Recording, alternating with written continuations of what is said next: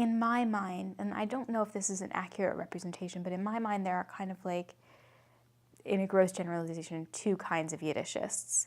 There are Yiddishists who want to speak Yiddish in their daily life, and there are Yiddishists who want to study it.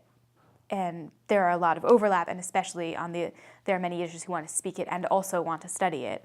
But I think that early on I almost gave up on the idea that I would be a Yiddishist who would speak it for a number of reasons. One was that I was dating someone who didn't know very much Yiddish, and he told me that he was willing to learn. And he actually, we went to Vilna together, and he took a summer course in Yiddish. He knew a little bit. I'm not sure how much he still remembers. I think he would have been willing to keep going. But it was never something that I felt passionately about.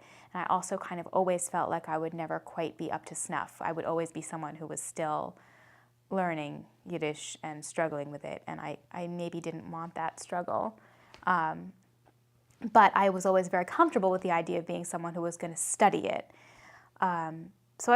So I think pretty early on I recognized there were Yiddishists who were going to speak Yiddish at home with their children, and there were Yiddishists who were going to not do that, and Yiddish was going to be kind of something more private, more about my profession or my intellectual engagement, and not about my social life or my family life.